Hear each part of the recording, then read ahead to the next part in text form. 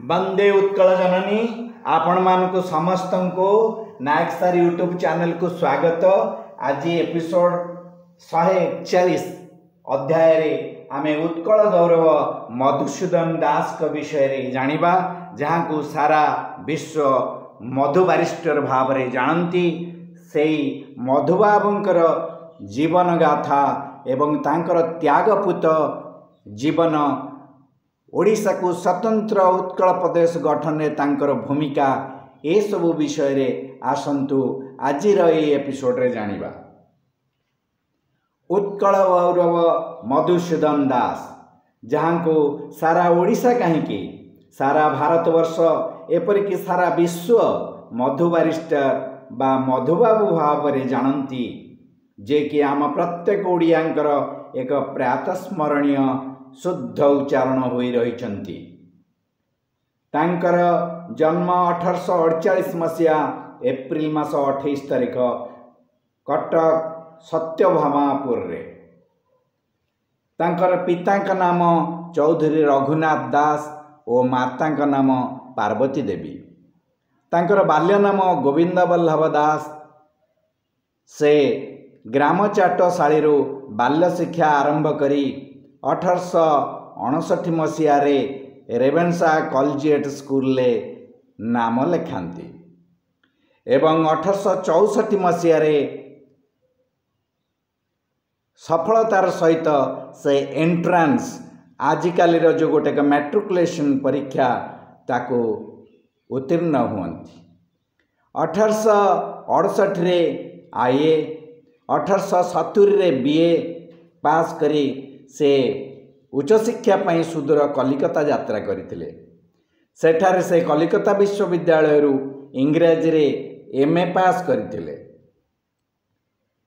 प्रथम ओडिया बीए, प्रथम ओडिया एमए भावरे इतिहास पृष्ठारे मधुबाबूंकर नाम स्वर्णाक्षर रे लिपिबद्ध हो जाइछि।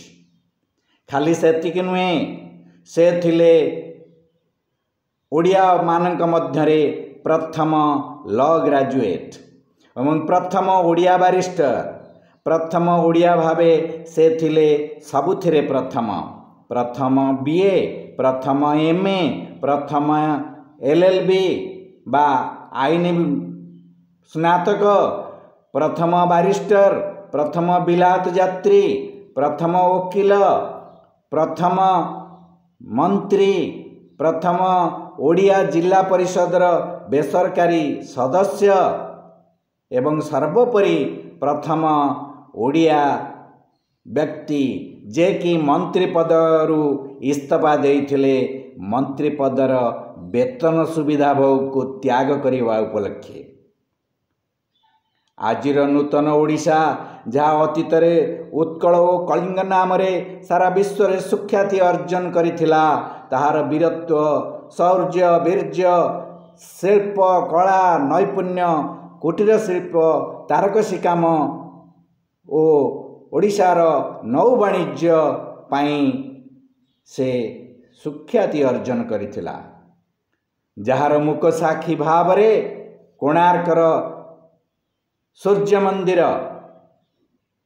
पुरीर श्रीमंदिर बा जगन्नाथ मंदिर, लिंगराज मंदिर, कटकर तारकसी काम, ऐतिहासिक कटकर विश्व प्रसिद्ध बालीजात्रा आज भी सगौरवे मुंड टेकी कहे अतीतर कलिंग बा उत्कल भूमि कला, स्थापत्य, नौवाणिज्य, वीरत्व, शक्ति, सामर्थ्य और देशप्रीतिर विजय गाथा। उत्थान और पतन गोटे जातिर इतिहास रे किछि विचित्र कथा नुहे। तुर्क, अफगान, मोगल और मरहट्टा एवं इंग्रेज मानक शासन काल रे उत्कल भूमि अकथनीय निर्यातनार शिकार हुई जेतेबेले मुमूर्ष अवस्थारे निजर अस्तित्व और अस्मिता रक्षा पाई प्राणमूर्छा उद्यम चलाई थिला। ठीक सेतिकी बेले पवित्र उत्कल भूमि रे केते जन जोगजन्मा देशप्रेमी और भाषाप्रेमी व्यक्तिविशेष आविर्भाव घटी थिला। ଜାତୀୟ ଜୀବନରେ ଏକ ନୂତନ ଆଶା ସଞ୍ଚାର କରିଥିଲା। ତାହା ଉତ୍କଳର ଭାଷା, ସଂସ୍କୃତି ଓ ସୁରକ୍ଷା ପାଇଁ ରାଜନୈତିକ, ସାମାଜିକ, ଅର୍ଥନୈତିକ ସ୍ତରରେ ଓଡ଼ିଶାକୁ ଏକ ସ୍ୱତନ୍ତ୍ର ସ୍ଥାନ ଦେବା ପାଇଁ ଜୀବନକୁ ବାଜି ଲଗାଇ ଦେଇଥିଲେ। ସ୍ୱତନ୍ତ୍ର ଉତ୍କଳ ପ୍ରଦେଶ ଗଠନ ପାଇଁ ପ୍ରାଣମୂର୍ଚ୍ଛା ଉଦ୍ୟମ କରୁଥିଲେ ସେଇମାନେ, ଏବଂ ସେମାନଙ୍କ ମଧ୍ୟରେ ସର୍ବାଗ୍ରେ ଥିଲେ ବା ଅଗ୍ରଗଣ୍ୟ ଥିଲେ ଉତ୍କଳ ଗୌରବ ମଧୁସୂଦନ ଦାସ।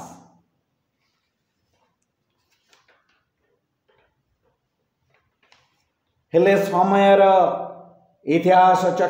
ଇତିହାସର ସମୟଚକ୍ରରେ ଅନେକ ବର୍ବର ବୈଦେଶିକ ଆକ୍ରମଣକାରୀଙ୍କର ଲୋଲୁପ ଦୃଷ୍ଟି ସ୍ୱର୍ଣ୍ଣମୟୀ ଭାରତବର୍ଷର ଧନ ସମ୍ପତ୍ତି ଉପରେ ପଡ଼ିଲା।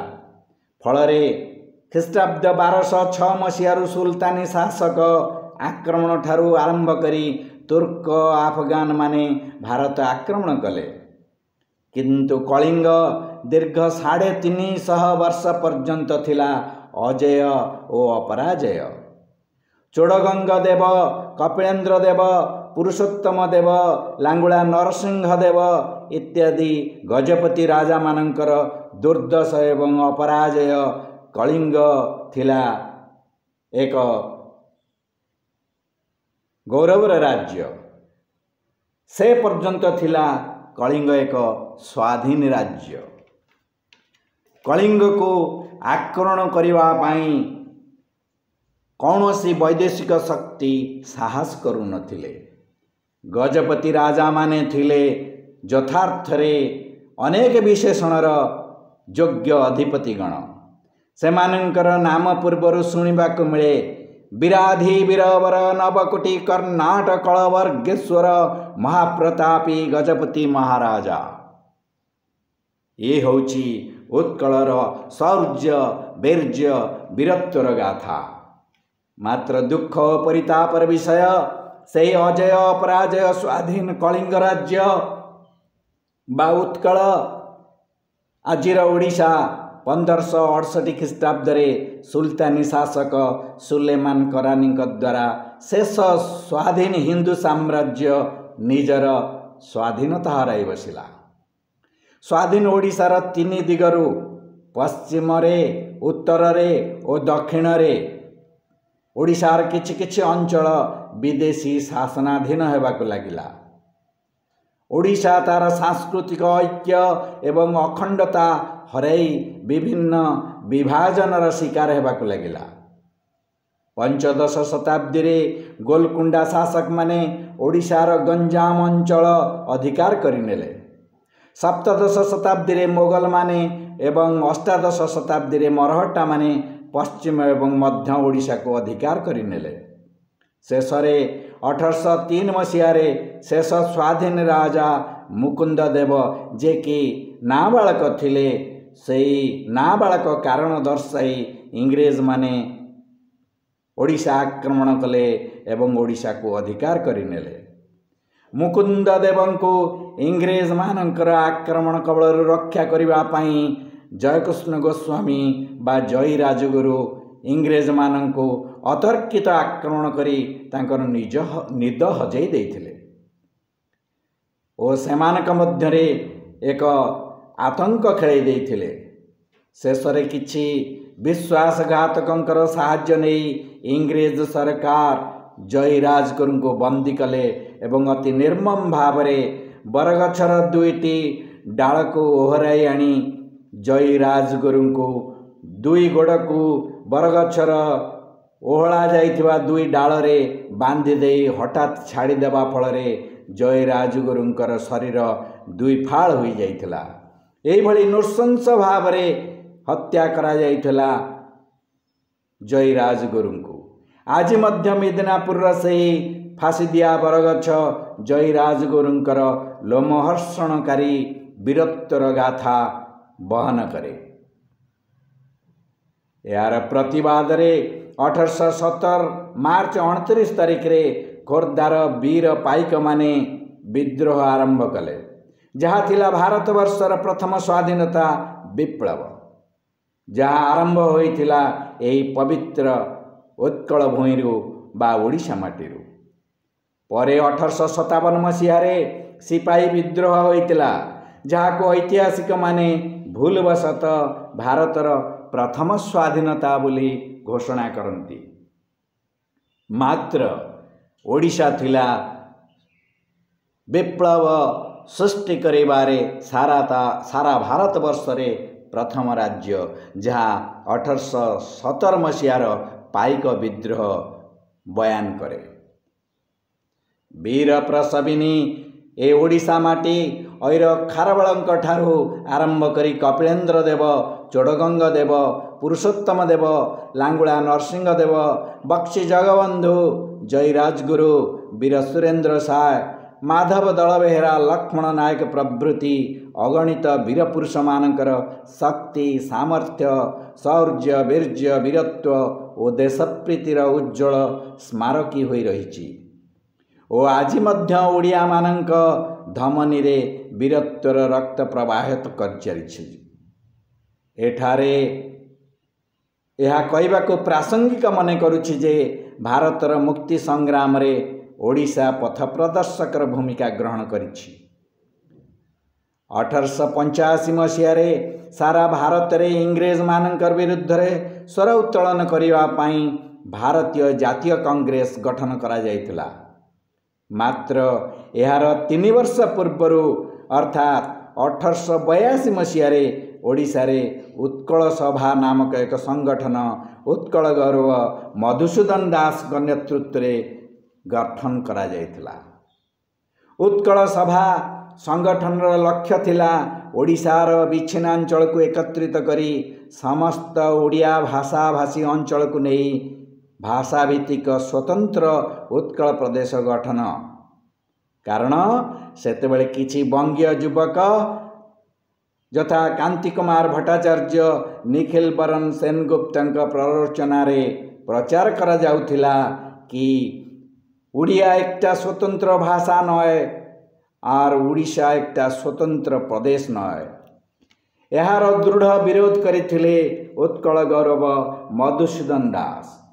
उत्कल गौरव मधुसूदनकर एही दृढ़ विरोध को समर्थन जणाइथिले कर्मवीर गौरीशंकर राय, व्यासकवि फकीर मोहन सेनापति, स्वभाव कवि गंगाधर मेहेर, कविवर राधानाथ राय, उत्कलमणि गोपबंधु दास सेमानंकर लेखनी द्वारा विपुल समर्थन प्रदान करथिले एवं निजकु निजे सामिल करई नैथिले एही विप्लव रे। एही समय रे 1895 मसीहारे किछि हिंदी भाषाभाषी व्यक्ति चक्रांत बल रे 1895 जनवरी 25 तारिख दिन मध्य प्रदेशर कमिशनर सार जॉन वुडबर्न का घोषणानामा बलरे संबलपुर कोर्ट कचेरी रे ओडिया बदल रे हिंदी भाषा प्रचलन करया पाई घोषणानामा प्रकाश पाइला। इंग्रेज मानकर चक्रांत थिला ओडिशा को विभाजित करी ओडिशार सांस्कृतिक और भाषा भित्तिक अखंडता एवं ऐक्य को ध्वंस करिदेबा। मधुबाबू नेतृत्व में यार विरोध करी जनजागरण सृष्टि कले और लॉर्ड एल्गिन निकट को यार विरुद्ध रे एक टेलीग्राम प्रेरण कले। उत्कल सभा तरफर बड़लाट को मेमोरेंडम बा स्मारक पत्र दिगला दुईटी भाषा रे, गोटे ओडिया भाषा रे एवं अन्यटी इंग्राजी भाषा रे। लक्ष्य थिला जे काले ओडिया भाषा बुझी पारु नथिबा लोकंकु इंग्राजी भाषा को बुझी पारु नथिबा लोकंकु इंग्राजी भाषा रे भूलवशत भ्रमित करा जाऊ नहीं तो तेणु ओडिया एवं इंग्रेजी भाषा रे दुईटी मेमोरेंडम बड़लाट को दिगला, गोटे ओडिया भाषा रे एवं अन्यटी इंग्राजी भाषा रे। गंगाधर मेहेर, धरणीधर मिश्र, बलभद्र सुपकार ଓ ଶ୍ରୀପତି ମିଶ୍ର ପ୍ରମୁଖ ହିନ୍ଦୀ ଭାଷା ବଦଳରେ ଓଡ଼ିଆ ଭାଷାକୁ ସମ୍ବଲପୁର କୋର୍ଟ କଚେରୀରେ ସରକାରୀ ଭାଷା ରୂପେ ପ୍ରଚଳନ କରିବା ପାଇଁ ସମ୍ବଲପୁରରେ ଆନ୍ଦୋଳନ ସୃଷ୍ଟି କଲେ। ସମ୍ବଲପୁର ହିତୈଷିଣୀର ସମ୍ପାଦକ ନୀଳମଣି ବିଦ୍ୟାରତ୍ନ ତାଙ୍କର ପତ୍ରିକାରେ ଅନେକ ବିପ୍ଳବାତ୍ମକ ଲେଖାମାନ ପ୍ରକାଶ କଲେ ଓ ସ୍ୱତନ୍ତ୍ର ଓଡ଼ିଆ ଭାଷା ଓ ସ୍ୱତନ୍ତ୍ର ଉତ୍କଳ ପ୍ରଦେଶ ଗଠନ ଆନ୍ଦୋଳନକୁ ବିରାଟ ସାମାଜିକ ବିପ୍ଳବରେ ପରିଣତ କରିବାରେ ସହାୟକ ହେଲେ। ମଧୁବାବୁ 1897 ମସିହାରେ ଓଡ଼ିଆମାନଙ୍କର ବିଭିନ୍ନ ସମସ୍ୟା ନେଇ ଏକ ଦାବିପତ୍ର ହାମିଲଟନଙ୍କ ପାଖରେ ଉପସ୍ଥାପନ କଲେ। ସେହି ବର୍ଷ ଅର୍ଥାତ୍ 1897 ମସିହାରେ ଉତ୍କଳ ଗୌରବ ମଧୁସୂଦନ ଦାସ ଉତ୍କଳର ଐତିହ୍ୟ ପରମ୍ପରା କଳା ସ୍ଥାପତ୍ୟର କାରୁକାର୍ଯ୍ୟ କୁଟୀର ଶିଳ୍ପ କଟକର ପ୍ରସିଦ୍ଧ ରୂପାର ତାରକସି କାମ ଚମଡ଼ା ଶିଳ୍ପ ଓ ଅତୀତ ଉତ୍କଳର ନୌ ବାଣିଜ୍ୟ ସମ୍ପର୍କିତ ଉତ୍କଳୀୟ କଳାର ଉତ୍କର୍ଷତା ବହନ କରୁଥିବା ବିଭିନ୍ନ ଉତ୍କଳୀୟ କାରୁକାର୍ଯ୍ୟର ଏକ ବିରାଟ ପ୍ରଦର୍ଶନୀ ବା ଏକ୍ଜିବିସନ୍ ମାଧ୍ୟମରେ ସମଗ୍ର ଇଂରେଜମାନଙ୍କର ଦୃଷ୍ଟି ଆକର୍ଷଣ କରି ଚମତ୍କୃତ କରିଦେଇଥିଲେ। 1902 ମସିହାରେ ଭାରତୀୟ ଜାତୀୟ କଂଗ୍ରେସର ଏକ ଅଧିବେଶନ କଲିକତାରେ ଅନୁଷ୍ଠିତ ହେଲା, ଯେଉଁଥିରେ ସ୍ୱତନ୍ତ୍ର ଉତ୍କଳ ପ୍ରଦେଶ ଗଠନ ଓ ସ୍ୱତନ୍ତ୍ର ଓଡ଼ିଆ ଭାଷାକୁ କଲିକତାର ଶ୍ରୀ ସୁରେନ୍ଦ୍ରନାଥ ବାନାର୍ଜୀ ପ୍ରମୁଖ ବିରୋଧ କରି ଏହାର ବାଧକ ସାଜିଲେ।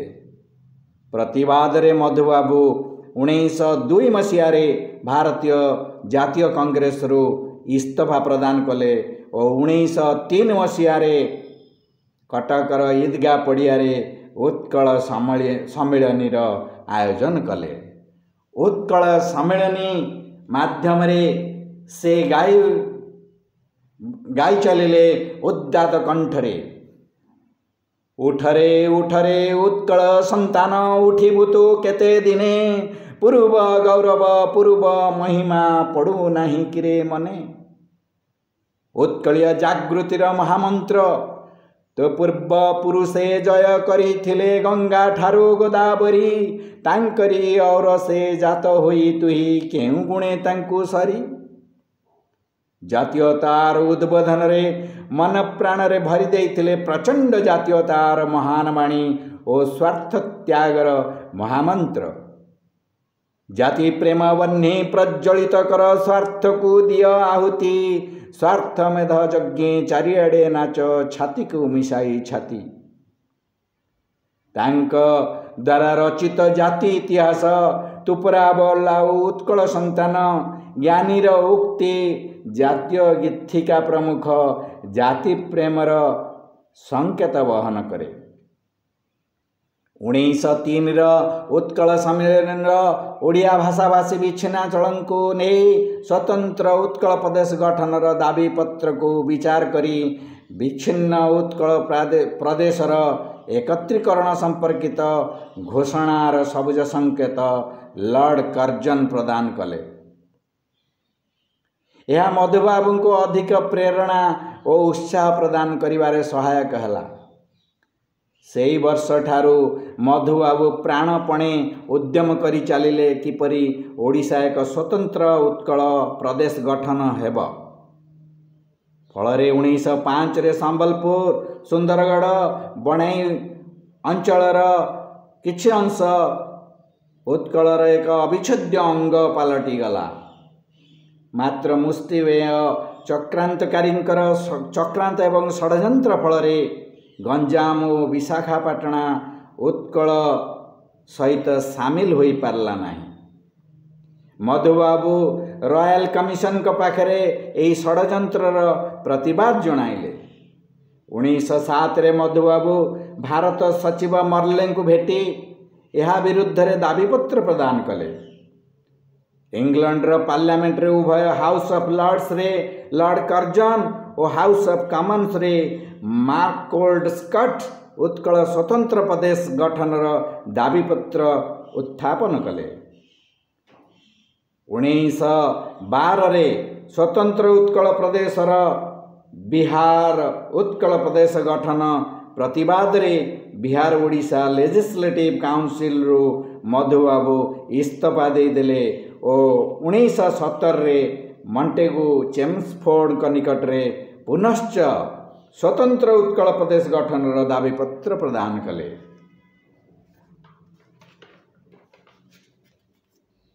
1919 उत्कल सम्मेलनी पुरी अधिवेशन रे ओडिशा प्रसंग को राजेंद्र नारायण भंजदेव जे कि थिले कनिकार तत्कालीन राजा समर्थन जनाइले।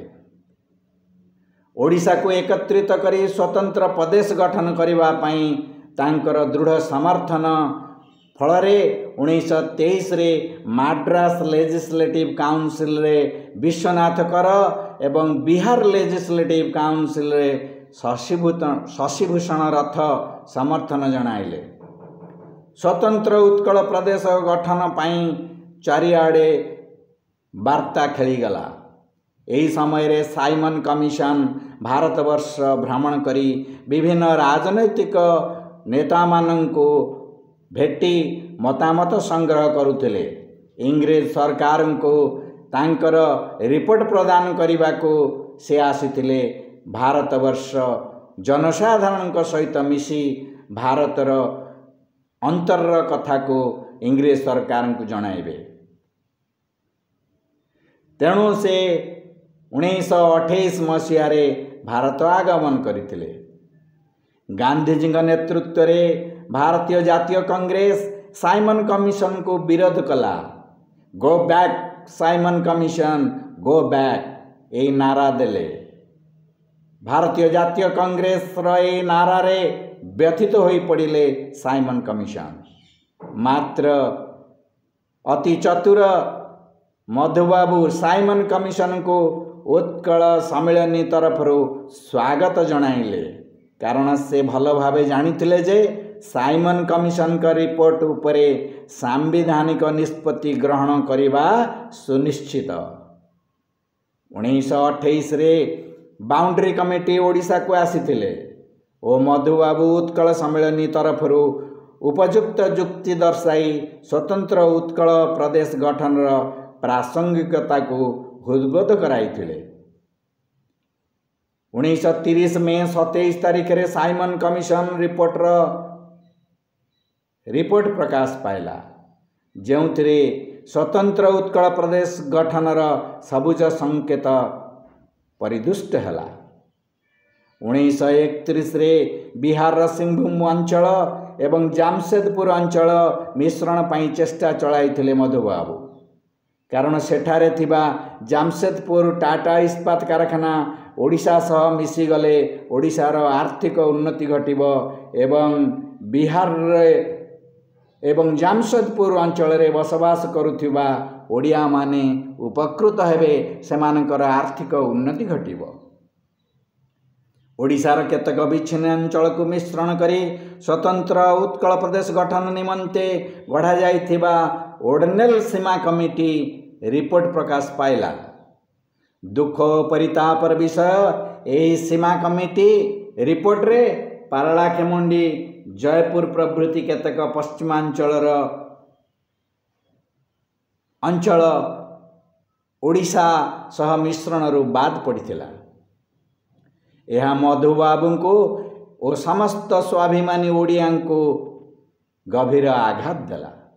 तेणु मधुबाबू पारलाखेमुंडीर महाराजा कृष्णचंद्र गजपति को साक्षात करी माड्रास प्रेसिडेंसी परिवर्ते स्वतंत्र उत्कल प्रदेश रे मिसिबा पाई प्रवर्ताइले एवं तांको इंग्लैंड को गोलटेबल बैठक रे जोग देवा पाई उत्साहित कले। फल पारलार महाराजा इंग्लैंड द्वितीय गोलटेबल बैठक रे जोग देई मात्र 3 मिनिट समय सीमा मध्य अति ओजस्विनी भाषण रे इंग्रेज सरकार को एभली प्रभावित कले जे जा फल 1933 मसीहा मार्च 17 तारीख रे ओडिशा भाषाभाषी विच्छिन्नांचल को एकत्र करी स्वतंत्र उत्कल प्रदेश गठनर घोषणानामा प्रकाश पाइला। मधुबाबू ए खुशी खबर रामचंद्र मर्दराज ठारू टेलीग्राम माध्यम पाइला बेलू कलिकतार रोगशज्यारे पड़ी चिकित्सित होते। पुनश्च पारलाखेमुंडी एवं जयपुर बाद पड़ जाइथिबा खबर जानी से मर्माहत हेले। मधुबाबू परामर्श रे पारलाखेमुंडी और जयपुर को उत्कल प्रदेश सहित सामिल करने निमंते महाराजा कृष्णचंद्र गजपति नारायण देव जॉइंट सिलेक्ट कमिटीर चेयरमैन लॉर्ड लिलिंथिगो को संपूर्ण अवगत कराइले और दुईटी अंचल को स्वतंत्र उत्कल प्रदेश सहित सामिल कराई नेले। से दुईटी अंचल होची पारलाखेमुंडी एवं जयपुर। सर्वशेष मधुबाबू प्राणमुच्छा साधना एवं उद्यम एवं समस्त स्वाभिमानी ओडिया मानकर आप्राण उद्यम एवं त्याग फल 1936 मसीहा एप्रिल 1 तारिख ओडिशार दीर्घ दिनर स्वप्न स्वतंत्र उत्कल प्रदेश गठन संभव हैला। भारतर समस्त राज्य को पछरे पकाई भाषाभित्तिक स्वतंत्र उत्कल प्रदेश गठन रे मधुबाबूंकर स्वप्न साकार हैला। मात्र ए खुशीर मुहूर्त को उपभोग करने को मधुबाबू जीवित नथिले।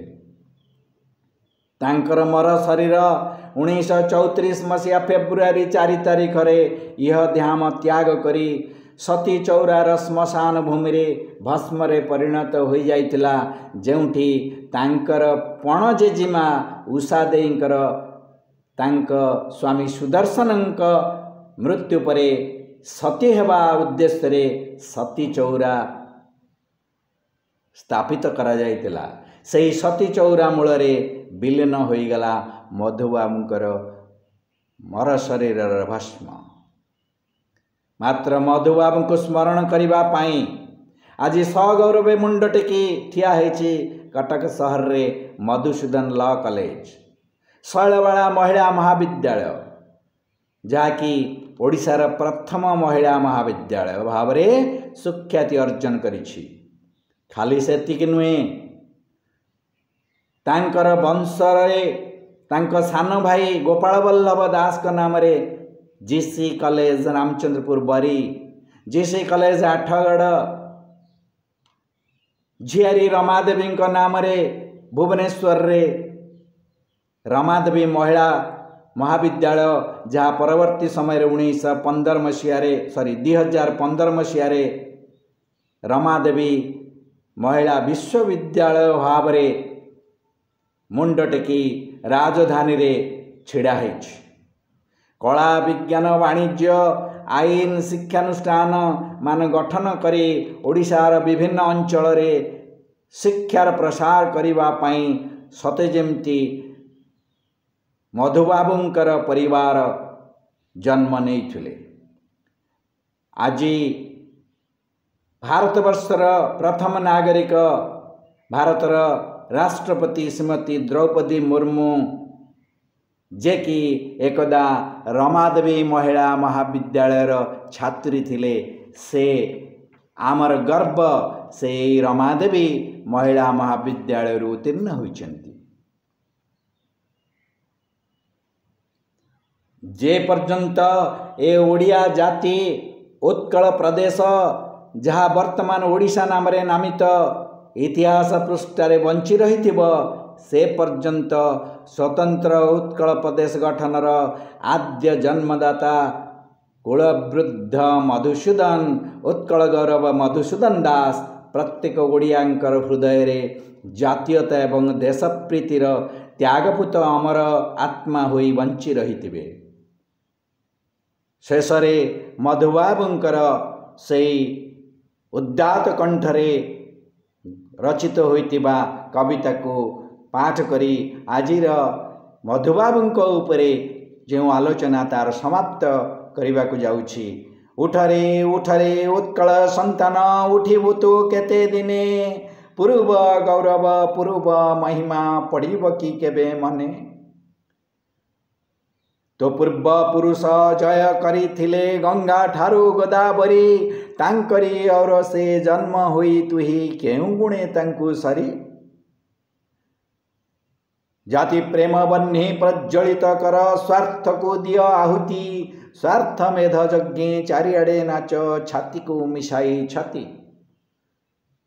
शेषरे मधुबाबू को कोटि कोटि नमस्कार जनाई मधु बाबूंकर पादपद्मरे ओडिया जातिर समस्त भक्ति नैवेद्य को अर्पण करी एठी मोर मधुबाबूंकर विषय रे आलोचना को समाप्त करिवा पूर्वरु एति कहिबी उत्कल गौरव मधुसूदन दास की जय वंदे उत्कल जननी वंदे उत्कल जननी।